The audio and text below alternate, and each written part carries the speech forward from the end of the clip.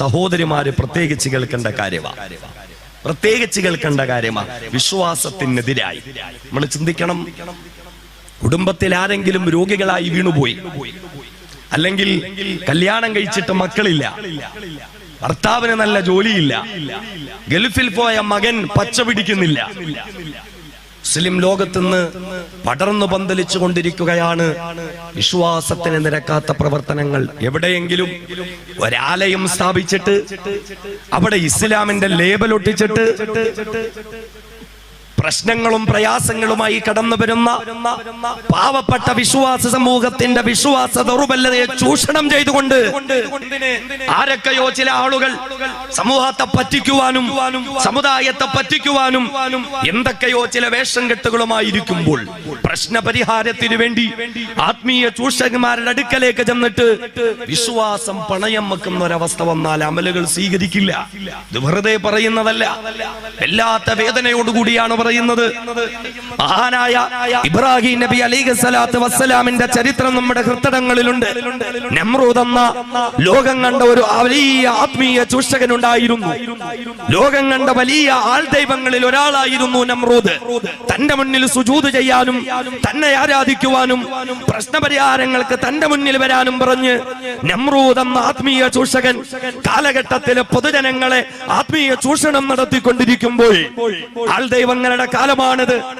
രാജ്യത്തിന്റെ നിയമവ്യവസ്ഥകളെ പോലും വെല്ലുവിളിച്ചുകൊണ്ട് വിദേശ നിർമ്മിത കോടാനുകോടി വില വരുന്നതായ ആഡംബര കാറുകളിൽ നമ്പർ പ്ലേറ്റുമില്ലാതെ രാജ്യത്തിന്റെ വിരുമാറിലൂടെ സഞ്ചരിച്ചു കൊണ്ടിരിക്കുന്ന ആൾ ദൈവങ്ങളുടെ കാലഘട്ടമാണ്. ആൾ ദൈവങ്ങൾക്ക് വേണ്ടി കൊല്ലുവാനും അവർക്ക് വേണ്ടി ചാകുവാനും അവർക്ക് വേണ്ടി കലാപം നടത്താനും തുനിയുന്നതായ വിവരം കെട്ട അന്തം കമ്മികളായ അനുയായികളുടെ കാലഘട്ടമാണ്.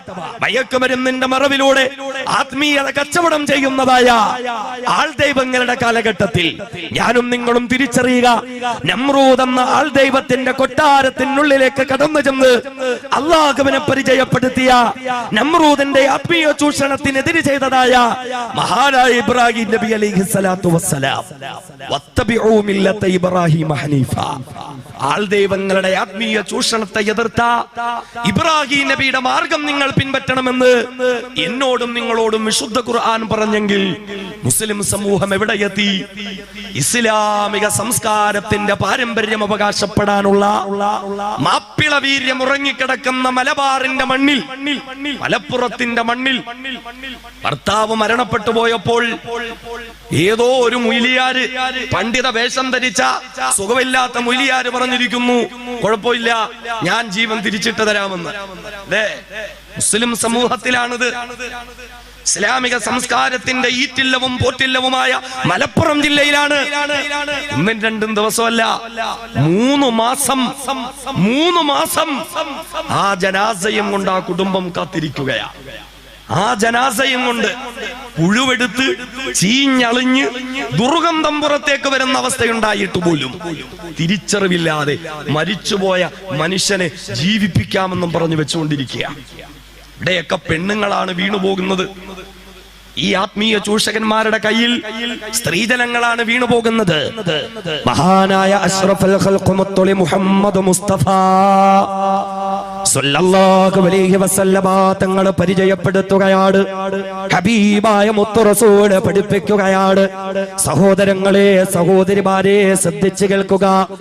റസൂലുള്ളാഹി പറയുകയാണ്, من أتى عرافا فسأله عن شيء لم تقبل له صلاة 40 ليلة أو كما قال عليه الصلاة والسلام. ആരെങ്കിലും ജ്യോത്സ്യന്മാരുടെ അടുക്കലേക്ക് പോയാൽ, ആരെങ്കിലും പൂജാരിമാരുടെ അടുക്കലേക്ക് പോയാൽ, അത് കാഷായ വേഷം ധരിച്ചവരായാലും അത് വെള്ള വേഷം ധരിച്ചവരായാലും അത് പച്ചപ്പട്ട് വിരിച്ചിരിക്കുന്നവരായാലും, ഇങ്ങനെയുള്ള പൂജാരിമാരുടെ അടുക്കലേക്ക്, ഇങ്ങനെയുള്ള കള്ള പുരോഹിതന്മാരുടെ അടുക്കലേക്ക് ആരെങ്കിലും കടന്നു ചെന്നാൽ എന്നിട്ട് ജീവിതത്തിന്റെ പ്രയാസങ്ങളുടെ ഭാണ്ഡക്കെട്ട് അവരുടെ മുന്നിൽ തുറന്ന് ഇതിനൊരു പരിഹാരം അവരിൽ നിന്ന് നിങ്ങൾ ചോദിച്ചു കഴിഞ്ഞാൽ അല്ലാഹുവിന്റെ റസൂൽ പറയുകയാ,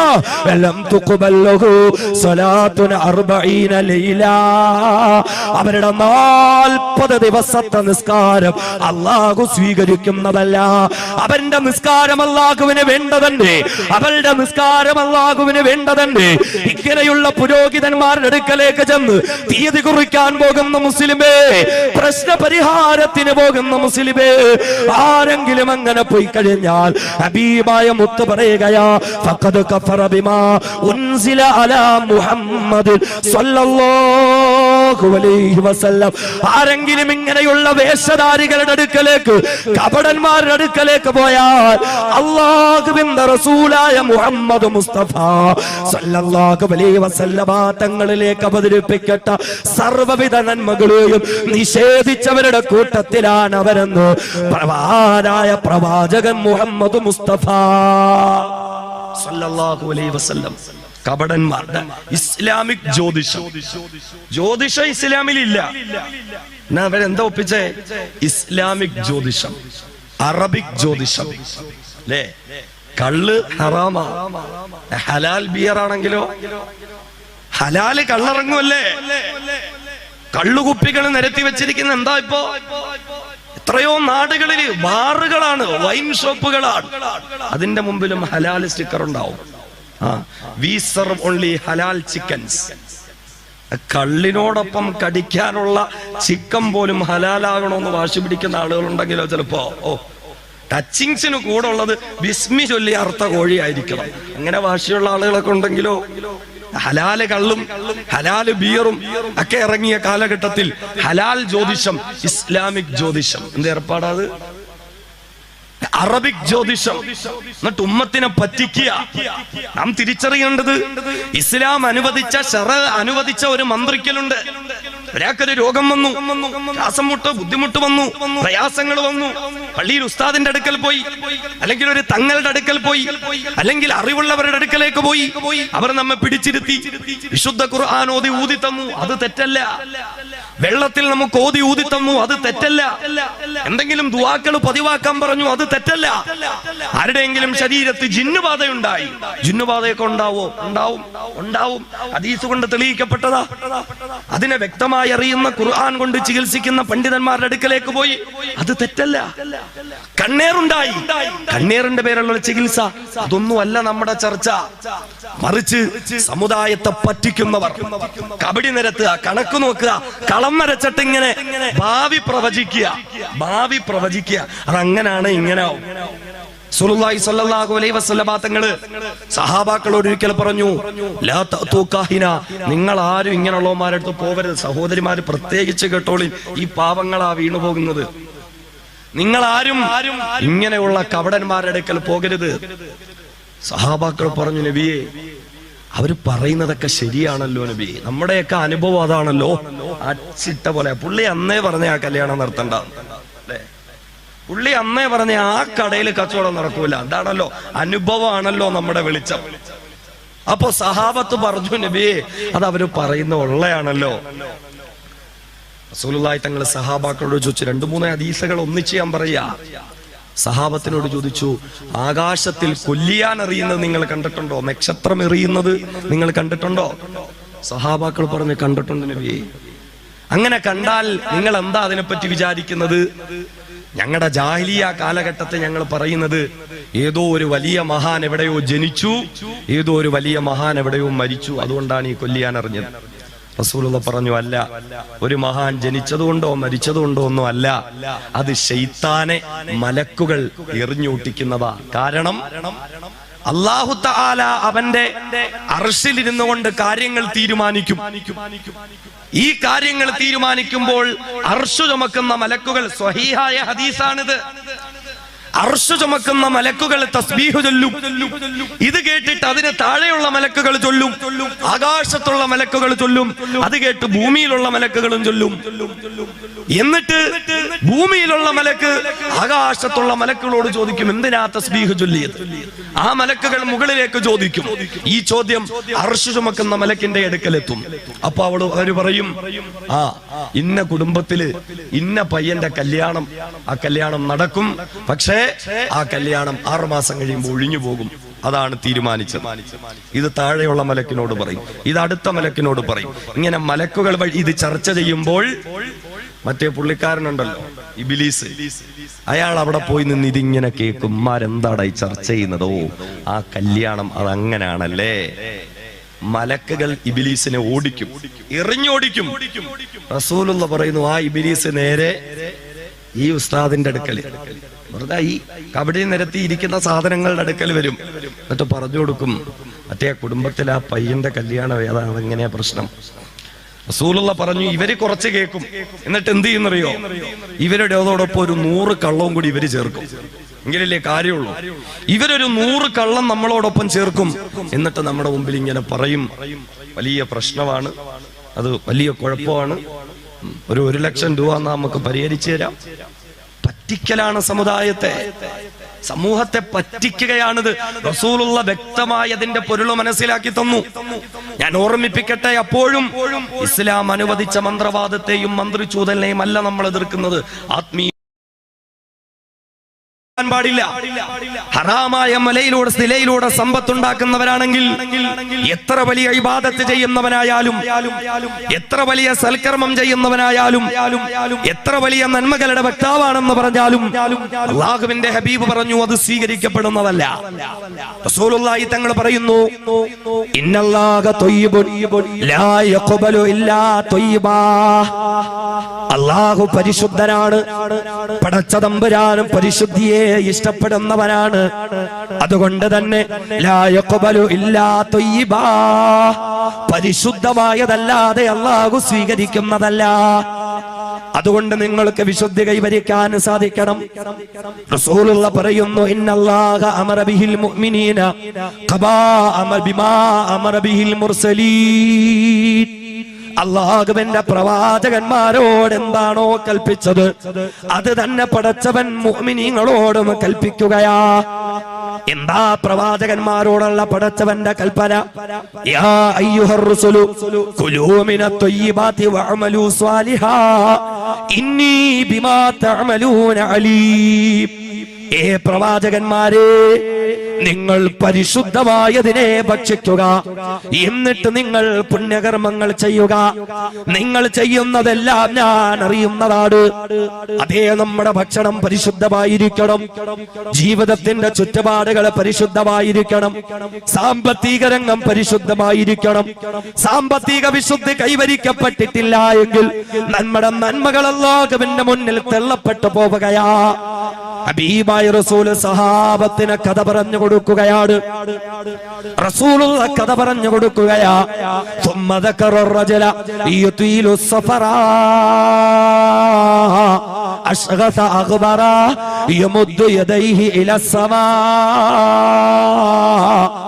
ഹബീബായ മുത്ത സഹാബത്തിന് പറഞ്ഞു കൊടുക്കുന്നു, സഹാബ ثم ذكر الرجل, അല്ലാഹുവിന്റെ റസൂൽ ഒരു മനുഷ്യനെ പറ്റി സഹാബത്തിന് പറഞ്ഞു കൊടുക്കുകയാ. വലിയ ആബിദായ മനുഷ്യരാണ്. അല്ലാഹുവിന്റെ ദീനിന്റെ മാർഗ്ഗത്തിൽ വിദൂരങ്ങളിലേക്ക് യാത്ര പോകുന്ന മനുഷ്യരാ. ഒരുപാട് നന്മകൾ കിട്ടുന്നതിന് വേണ്ടി അല്ലാഹുവിന്റെ മാർഗ്ഗത്തിൽ ദൂരങ്ങളിലേക്ക് യാത്ര ചെയ്ത് പോകുന്ന മനുഷ്യരാ. ഒരു യാത്രക്കാരന്റെ ദുആ അല്ലാഹു സ്വീകരിക്കുന്ന ദുആ അല്ലേ? യാത്രക്കാരന്റെ പ്രാർത്ഥന തള്ളപ്പെടാത്ത പ്രാർത്ഥനയല്ലേ? അങ്ങനെ സ്വീകാര്യയോഗ്യമായ പ്രാർത്ഥനയ്ക്കുടമയായ നിലയിൽ ആ മനുഷ്യൻ ഇങ്ങനെ വിദൂരങ്ങളിലേക്ക് യാത്ര ചെയ്യുകയാ. മാത്രമല്ല, ഹബീബായ മുത്ത് റസൂൽ ആ യാത്രക്കാരന്റെ അവസ്ഥകളെയും പരിചയപ്പെടുത്തുന്നു. അശ്ഗസ അഗ്ബറ, യാത്രയുടെ കാഠിന്യത്തിന്റെ മേൽ അയാളുടെ മുടിയെല്ലാം പൊടി പിടിച്ചിരിക്കുകയാണ്. യാത്രയുടെ കാഠിന്യത്തിന്റെ മേലെ വസ്ത്രമെല്ലാം അഴുക്ക് പുരണ്ടിരിക്കുകയാണ്. അത്രത്തോളം വിദൂരങ്ങളിലേക്ക് യാത്ര ചെയ്യുന്ന, കഷ്ടപ്പെട്ട് യാത്ര ചെയ്യുന്ന, ബുദ്ധിമുട്ട് യാത്ര ചെയ്യുന്ന, ബുദ്ധിമുട്ടുകളുടെ പേരിൽ പ്രാർത്ഥനകൾ സ്വീകാര്യയോഗ്യമാകുന്ന, കഷ്ടപ്പാടുകളുടെ പേരിൽ പ്രാർത്ഥനകൾ സ്വീകാര്യമാകുന്ന, യാത്രികനായതിന്റെ പേരിൽ പ്രാർത്ഥനകൾ സ്വീകാര്യമാകുന്ന ഒരവസ്ഥയിൽ ജീവിച്ചു കൊണ്ടിരിക്കുന്ന ഒരു മനുഷ്യരാ റസൂലുള്ള പറയുന്ന. മാത്രമല്ല, ആ മനുഷ്യൻ എത്രയോ നല്ലവനാണ്. യമുദ്ദു യദൈഹി ഇലസ്സമാ, തന്റെ രണ്ട് കൈകളും ആകാശത്തിലേക്ക് ഉയർത്തിപ്പിടിച്ചു.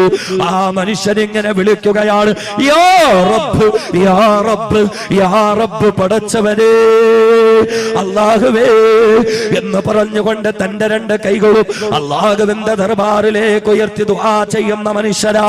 അത്രത്തോളം കഷ്ടപ്പെട്ട് ബുദ്ധിമുട്ട് യാത്ര ചെയ്യുമ്പോഴും അല്ലാഹുവിനോട് ദുആ ചെയ്തുകൊണ്ടിരിക്കുന്ന മനുഷ്യൻ, തന്റെ പ്രശ്നങ്ങളെ വിളിച്ചു പറയുന്ന മനുഷ്യൻ. പക്ഷേ റസൂലുള്ള പഠിപ്പിക്കുകയാ, മത്അമുഹു ഹറാം വമശ്റബുഹു ഹറാം വമൽബസുഹു ഹറാം ഫഖുദിയ ബിൽ ഹറാം ഫഅന്നാ യുസ്തജാബു ലഹു. പക്ഷേ എന്ത് ചെയ്യാനാണ്? ഇത്രത്തോളം യാത്ര നടത്തുന്ന മനുഷ്യൻ, സ്വീകാര്യയോഗ്യമായ പ്രാർത്ഥനകൾക്ക് ഉടമയാകേണ്ടുന്ന മനുഷ്യൻ, അല്ലാഹുവിനെ വിളിച്ചുകൊണ്ടിരിക്കുന്ന മനുഷ്യനാണ്. പക്ഷേ റസൂലുള്ള പറയുന്നു, മശ്റബുഹു ഹറാം, അതേ മത്അമുഹു ഹറാം, അവൻ കഴിക്കുന്ന ഭക്ഷണം ഹറാമാ. വമശ്റബുഹു ഹറാം, അവൻ കുടിക്കുന്ന പാനീയം ഹറാമാ. വമൽബസുഹു ഹറാം, അവൻ ധരിച്ചിരിക്കുന്ന വസ്ത്രം ഹറാമാ. വഗുദിയ ബിൽ ഹറാം, അവൻ ഹറാമിലൂടെ വളർന്നു വന്നവനാ. ഫഅന്നാ യുസ്തജാബു ലഹു, പിന്നെ എങ്ങനെ അവന്റെ ദുആ സ്വീകരിക്കാനാ? ഹറാമിന്റെ വസ്ത്രം ധരിച്ചവരുടെ പ്രാർത്ഥനകള്, ഹറാമിന്റെ ഭക്ഷണം കഴിച്ചവരുടെ പ്രാർത്ഥനകള്, ഹറാമിന്റെ പാനീയം കുടിച്ചവരുടെ പ്രാർത്ഥനകള്, പലിശയിൽ ബന്ധപ്പെടുന്നവർ, ലോട്ടറിയിൽ ബന്ധപ്പെടുന്നവർ, ഹറാമിലേക്ക് ബന്ധപ്പെടുന്നവർ, അവരുടെയൊക്കെ പ്രാർത്ഥനകളും സൽക്കർമ്മങ്ങളും അല്ലാഹു റബ്ബുൽ ഇസ്സത്ത് സ്വീകരിക്കുന്നതല്ല. അശ്റഫുൽ ഖൽഖായ പ്രവാചകൻ നബി മുഹമ്മദ് മുസ്തഫ സല്ലല്ലാഹു അലൈഹി വസല്ലം ചിന്തിച്ചോളിൻ, തീരുമാനമെടുത്തോളിൻ. ഹറാമുമായി ബന്ധപ്പെടുന്നവർ, സാമ്പത്തിക വിശുദ്ധിയില്ല, പലിശ ഹറാമാണെന്ന് ഏതു കുഞ്ഞിനും അറിയാം. പലിശ ഹറാമാണ്, എല്ലാവർക്കും അറിയാം. പക്ഷേ ഉൾക്കൊള്ളാൻ പറ്റുന്നില്ല അല്ലേ? പള്ളിയിൽ വരുന്ന ഉസ്താദന്മാരോട് പ്രത്യേകിച്ച് പറയാറുണ്ട്, സാധേ പലിശക്കാരെ പറ്റി ഇവിടെ ഒന്നും പറഞ്ഞേക്കരുത് കേട്ടോ. കാരണം പള്ളി ഭരണസമിതിയിലും ഉണ്ടാവും 3-4 അപ്പൊ അങ്ങനെ ഇല്ലല്ലോ, മുസ്ലിം ഉമ്മത്തിന് അങ്ങനൊന്നും ഇല്ലല്ലോ. ഇസ്ലാം പള്ളി പരിപാലിക്കേണ്ടത് ആരെന്ന് പറഞ്ഞു ഖുർആൻ ഒരു നിബന്ധന വെച്ചു. അതൊന്നും നമുക്ക് നോട്ടമില്ല. ഇവിടെ ഇങ്ങനെ കുലമഹിമയും കുടുംബമഹിമയും സാമ്പത്തിക മഹിമയൊക്കെ നോക്കിയെടുക്കുക. അക്കൂട്ടത്തിൽ പലിശക്കാരൻ കയറുന്നുണ്ടാവും. പള്ളിക്ക് ഗേറ്റിട്ട് തന്നത് പലിശക്കാരനാ, പ്രശ്നമില്ല. മാറ്റിട്ട് തന്നത് പലിശക്കാരനാ, പ്രശ്നമില്ല. മൈക്ക് വാങ്ങി തന്നത് പലിശക്കാരനാ, പ്രശ്നമില്ല. അവിടം വരെ എത്തി. പലിശക്കെതിരിൽ തങ്ങൾക്ക് പടച്ച തമ്പുരാൻ കൊടുത്തിരിക്കുന്ന ഉത്തരവാദിത്ത നിർവഹണത്തിന്റെ ഭാഗമായി മഹല്ലകൾക്ക് ഉദ്ബോധനം എന്നത് മിസ്ല അയ്യൻകിഹ ഉമ്മഹു, സ്വന്തം ഉമ്മയെ വ്യഭിചരിക്കുന്നത് പോലെയാ. ഈ ഹദീസ് ഒന്ന് മിമ്പറിൽ നിന്ന് പറഞ്ഞാലോ, ഓ ഞങ്ങളുടെയൊക്കെ അങ്ങനെയാക്കിയോ, ഉമ്മമാരെ വ്യഭിചരിക്കുന്നവരാക്കി മാറ്റുമോ? ഇത് ഹദീസാണ്. റസൂലുള്ളാഹി പറഞ്ഞ എന്താ? ഒരു മനുഷ്യന്റെ സമ്പത്തിൽ ഒരു രൂപ പലിശയിലൂടെയാണ് സമ്പത്തിൽ കിടന്നാൽ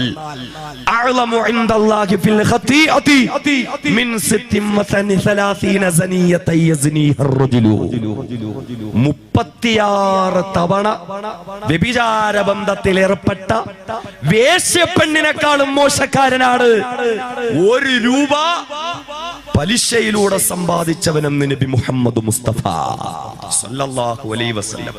ഈ ഹദീസൊക്കെ ഇങ്ങനെ പള്ളിയിൽ പറഞ്ഞാൽ, മിഹ്റാബിൽ പറഞ്ഞാൽ, ഇമാം ഇങ്ങനെ ഖുത്ബയുടെ ഇടയിൽ പറഞ്ഞാൽ പ്രമാണിമാർക്ക് ഹാലളക്കം സംഭവിക്കും. മഹല്ലുകളിൽ കുഴപ്പങ്ങളും പ്രശ്നങ്ങളും ഉണ്ടാവും. പിന്നെ തൊട്ടടുത്ത ആഴ്ച ഉസ്താദ് വേറെ പള്ളി നോക്കിക്കോണം. കാണുന്നല്ലേ അല്ലേ? പള്ളിയിലെ ഉസ്താദിനെ പിരിച്ചുവിടാൻ കഴിഞ്ഞേക്കും, ഉസ്താദിനോട് യുദ്ധം നടത്താൻ കഴിഞ്ഞേക്കും.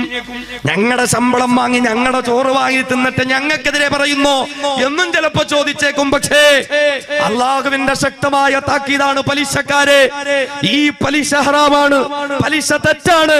അതുകൊണ്ട് പലിശ നിങ്ങൾ നിർത്തണം.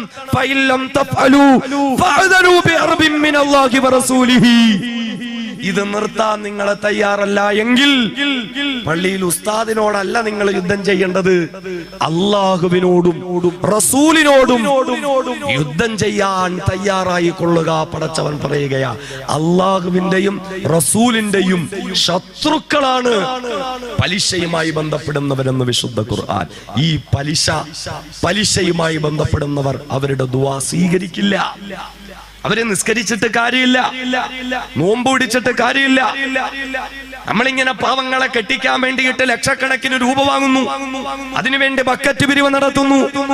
ഏതെങ്കിലും ഒരു സമൂഹത്തിൽ അങ്ങനെ ബക്കറ്റ് പിരിവ് നടത്തുമ്പോ 1 രൂപ ഒരു പലിശക്കാരൻ അതിൽ കൊണ്ടിട്ടാ മതി, എല്ലാം ബാത്തിലായി പോകും. അത്ര അപകടമാണത്. ഞാൻ പറയുന്നത് കടുത്തു എന്ന് നിങ്ങൾക്ക് തോന്നിപ്പോകരുത്. അത്രയും കടുത്ത അപകടമാണത്, അത്രയും വലിയ പ്രശ്നമാണത്. സമൂഹത്തിനൊന്നും വിഷയമല്ല.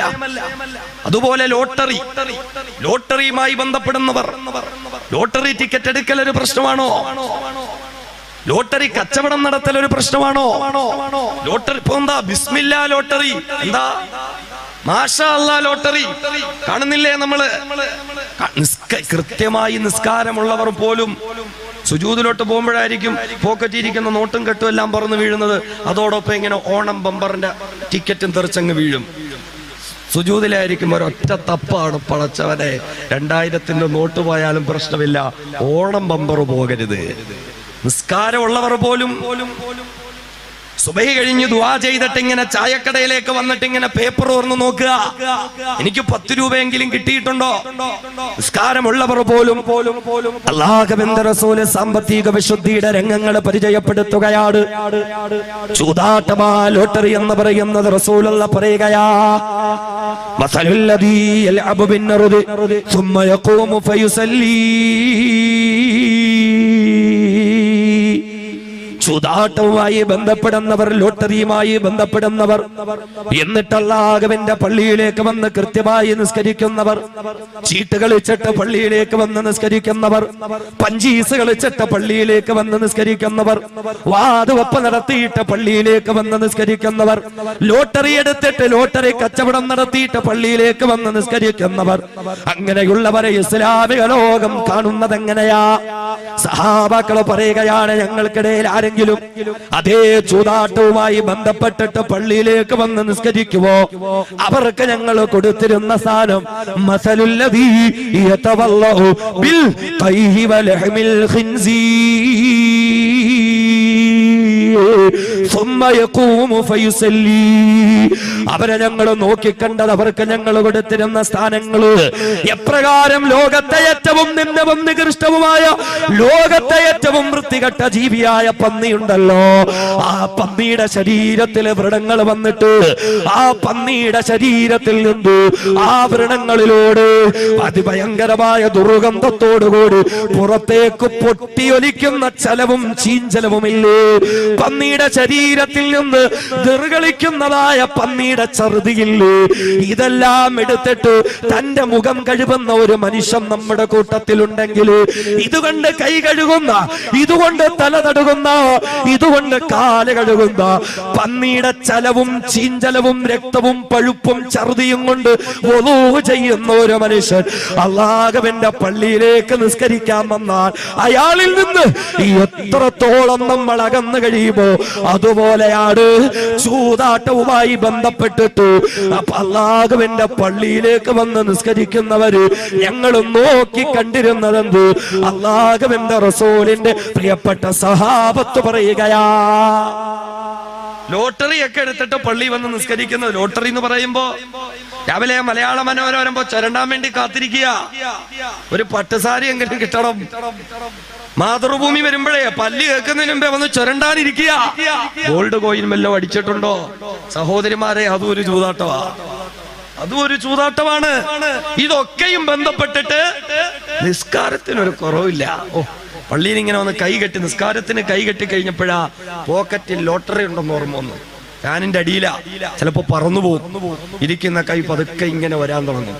അല്ലാഹുവേ, അല്ലാഹുവേ, തൽക്കാലം എന്നെ ആരും കുറ്റം പറഞ്ഞാലും കുഴപ്പമില്ല, ഈ ലോട്ടറി പോകരുത്. ലോട്ടറി ടിക്കറ്റ് ലോട്ടറിയുമായി ബന്ധപ്പെട്ടിട്ട് നിസ്കരിക്കുന്നവർ കേട്ടോളിൻ, സഹാബത്ത് പറയാ, അവർക്ക് ഞങ്ങൾ കൊടുത്ത സ്ഥാനം എത്രത്തോളം എന്നാൽ പന്നിയുടെ ശരീരത്തിൽ വരുന്ന ചലവും ചീഞ്ചലവും കൊണ്ട് ഒരാൾ ഒളു ചെയ്തു. നമ്മൾ കണ്ടു അയാൾ അതുകൊണ്ടാണ് ഒളു ചെയ്യുന്നത്. അയാൾ പള്ളിയിലേക്ക് വന്നു. ആരെങ്കിലും അയാളുടെ അടുക്കലേക്ക് പോവോ? അയാളോടൊന്ന് മിണ്ടാനെങ്കിലും ആരെങ്കിലും പോവോ? അത്രയ്ക്ക് വലിയ തെറ്റാണ് സാമ്പത്തിക വിശുദ്ധിയില്ലായ്മ.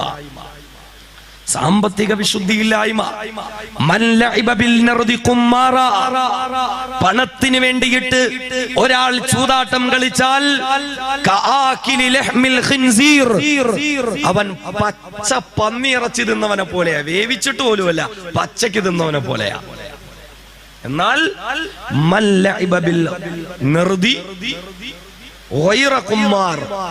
സാമ്പത്തിക നാട്ടമൊന്നും ഇതുവരെ ഇല്ല. ലോട്ടറിയൊക്കെ കുറെ എടുത്തു, പക്ഷെ പൈസയൊന്നും ഇതിനൊന്നും അടിച്ചിട്ടില്ല. എന്നാലും കുഴപ്പമില്ല. അവൻ പന്നിക്കൊഴുപ്പ് കൊണ്ട് എണ്ണയുണ്ടാക്കി അത് ശരീരത്തിൽ പുരട്ടിയവനെ പോലെയാ. എന്തായാലും ഈ പണിന്ന് മാറി നിൽക്കണം. അപകടമാണ്. ലോട്ടറി, ചൂതാട്ടം, കൈക്കൂലി. ഇന്ന് ചിലപ്പോ രക്ഷപ്പെടും രാഷ്ട്രീയ പിടിപാടുകൊണ്ട്. MLA, MP എല്ലാം എഴുതി തള്ളിയേക്കാം. പക്ഷേ അല്ലാഹുവിന്റെ ദർബാറിൽ കൈക്കൂലിക്കാർ വന്നു കഴിയുമ്പോൾ റസൂലുള്ളാഹി സ്വല്ലല്ലാഹു അലൈഹി വസല്ലം പറയുന്നു, പടച്ചവൻ അവരെ പിടിച്ചു നിർത്തും. ശുദ്ധത്തി യസാറുഹു ഇലാ യമീനിഹി, അവന്റെ ഇടത് കൈ വലത് കൈയിലേക്ക് കൂട്ടിക്കെട്ടിയിട്ട് ഫുമ്മറുമിയ ഇലാ ജഹന്നം, നരകത്തിലേക്ക് വലിച്ചെറിയും പടച്ചവൻ. ഫലം യബ്ലുഗു ഖഅറഹാ 500 ആം, 500 വർഷം കഴിഞ്ഞാലും ആ കൈക്കൂലിക്കാരന്റെ നരകം, ആ നരകത്തിന്റെ വലിപ്പം തീരുന്നില്ല എന്ന് മുത്തളി മുഹമ്മദ് മുസ്തഫ സല്ലല്ലാഹു അലൈഹി വസല്ലം. അഴിമതി, പണമൊക്കെ എന്റെ കയ്യിലല്ലേ, കുറച്ചെടുത്താലും കുഴപ്പമില്ല, അതിങ്ങനെ കണക്കിൽ എഴുതി ചേർത്തേക്കാം. ആരറിയാൻ 10 കോടിയുടെ കാര്യമല്ലേ, അതിൽ നിന്ന് 50 ലക്ഷം എടുത്ത് ആരറിയാൻ? ആരും അറിയില്ല. പക്ഷെ അള്ളാഹ് അറിയുന്നുണ്ട്.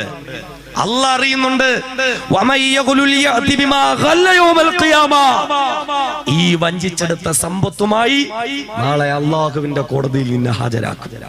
ജനങ്ങളുടെ മുന്നിൽ വെച്ച് നിന്നെ ഇളിഭ്യനാക്കും, നിന്ദ്യനാക്കും. അതോടൊപ്പം നരകത്തിലേക്ക് വലിച്ചെറിയുമെന്ന് മുത്തളി മുഹമ്മദ് മുസ്തഫ സല്ലല്ലാഹു അലൈഹി വസല്ലമ തങ്ങൾ